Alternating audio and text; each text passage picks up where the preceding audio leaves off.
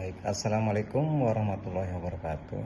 Halo semuanya, selamat datang di video ini. Hari ini saya akan membahas tentang demokrasi, yakni sebuah sistem pemerintahan yang menempatkan kekuasaan di tangan rakyat. Demokrasi bukan hanya tentang pemilu, tetapi juga tentang kebebasan berpendapat, kesetaraan dan partisipasi politik, partisipasi aktif warga negara dalam mengambil keputusan.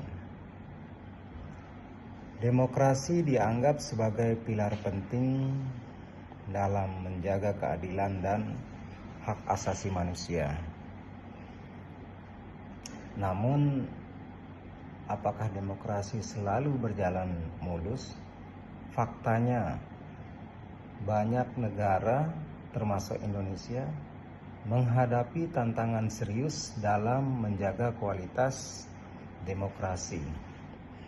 Jadi, demokrasi terdapat beberapa permasalahan yang nyata. Salah satu masalah besar dalam demokrasi adalah politik uang atau money politik. Praktek ini terjadi ketika kandidat atau partai politik memberikan uang atau barang kepada pemilih agar memilih mereka. Menurut laporan Transparansi Internasional, politik uang merusak integritas pemilu dan mengurangi kualitas demokrasi. Selain itu, ada masalah polarisasi politik yang semakin tajam akibat media sosial, seperti hoax dan ujaran kebencian yang menyebar dengan cepat, memecah belah masyarakat dan menciptakan konflik horizontal. Tidak hanya itu, korupsi dan oligarki juga menjadi ancaman ketika kekuasaan terkonsentrasi pada segelintir orang. Baik, jadi keputusan politik seringkali menguntungkan kelompok tertentu, bukan rakyat secara keseluruhan. Data dari Indeks Demokrasi Indonesia menunjukkan bahwa meskipun kita menganut sistem demokrasi, kualitasnya menurun karena lemahnya penegakan hukum dan maraknya politik uang. Mengapa hal ini bisa terjadi? Mengapa masalah ini terjadi? Karena ada beberapa faktor. Mungkin terdapat sebatas 4 faktor yang akan saya sebutkan di sini, yakni rendahnya literasi politik. Banyak masyarakat yang belum memahami pentingnya suara mereka, sehingga mudah terpengaruh oleh iming-iming uang. Kedua, ketimpangan ekonomi, yakni kemiskinan membuat sebagian pemilih menganggap politik uang sebagai keuntungan. Yang ketiga, lemahnya penegakan hukum. Pelaku politik uang jarang mendapat hukuman yang tegas. Berikutnya, pengaruh media sosial seperti disinformasi dan hoax memperburuk polarisasi politik. Semua faktor ini sering terkait dan menciptakan lingkaran masalah yang sulit diputus. Lalu bagaimana solusinya?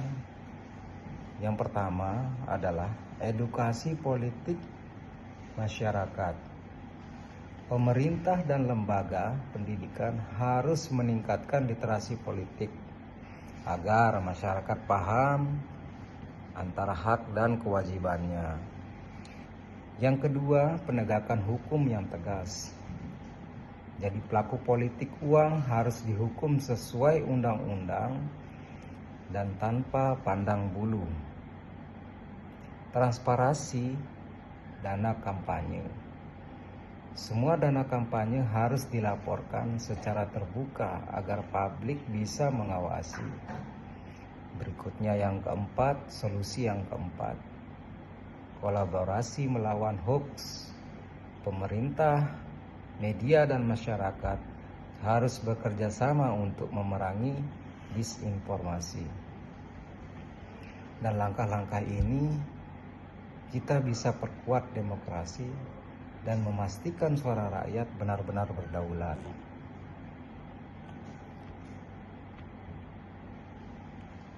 Jadi penutupnya, demokrasi bukan hanya sistem pemerintah, tetapi budaya yang harus dijaga.